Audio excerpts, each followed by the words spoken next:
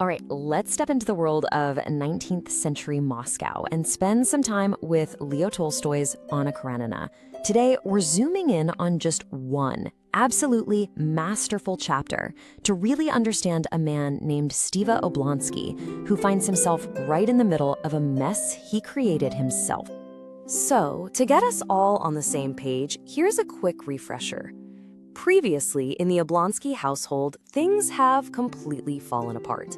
Stiva's affair with the governess came to light, and as you can imagine, his wife Dolly is heartbroken, and their whole home is just plunged into chaos. And while Stiva is, trying to deal with the fallout, we get a sense of his place in the world, his friends, his family. This isn't just a private drama, it's a scandal bubbling up in high society. And that brings us directly to part 1, chapter 3, where we follow Stiva himself through a single morning in the shadow of this crisis. So we start with what should be a pretty normal scene, a gentleman's morning. It's supposed to be a time of comfort, of routine. But of course, this morning is anything but normal. The entire rhythm of his life has been thrown off by what he's done, and we get to see exactly how he tries to navigate it all.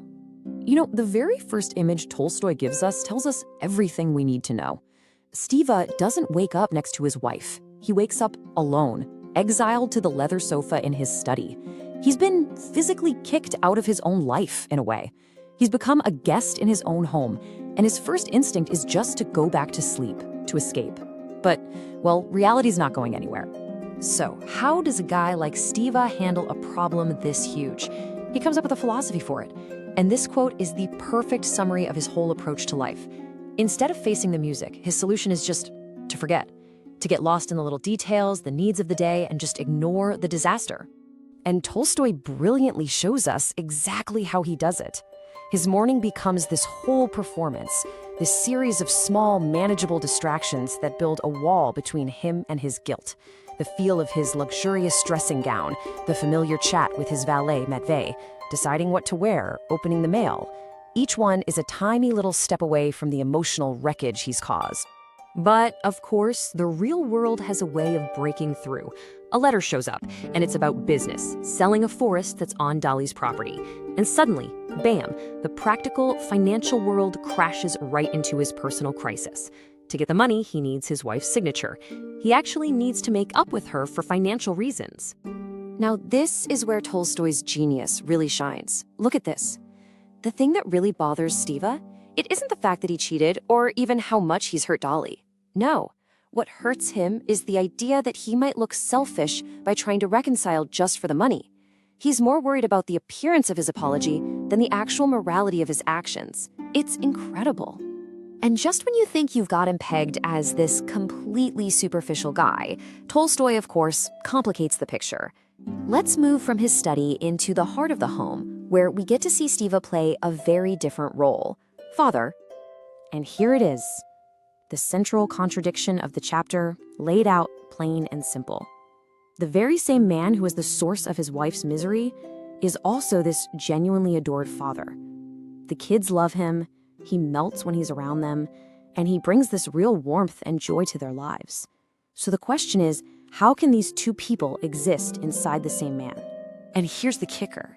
Here's how Stiva uses that contradiction for his own benefit. When he sees Dolly's face soften just for a second at the sound of their child, this is what he thinks. He sees her love for his children as a way back in for him. It's as if he's thinking her love as a mother should just cancel out her anger as a wife. He's basically using his own kids as an emotional shield.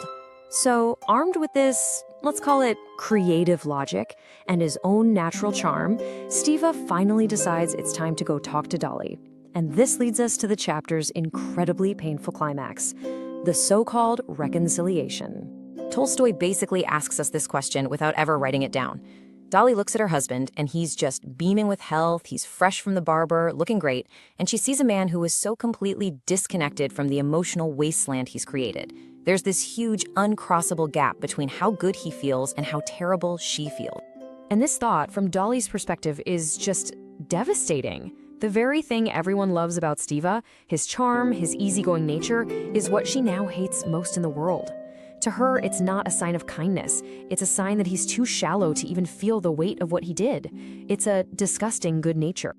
The whole thing just falls apart in slow motion. First, Stiva gives what he thinks is a perfectly fine apology, calling his affair a mere instant of passion. But that one word, passion, is like a slap in the face to Dolly. It completely trivializes her pain. And that's when she explodes. She calls him a scoundrel and tells him to just go live with his mistress. And then, slam. The door closes and it's over. So after this complete train wreck of an apology, what's Stiva's main takeaway?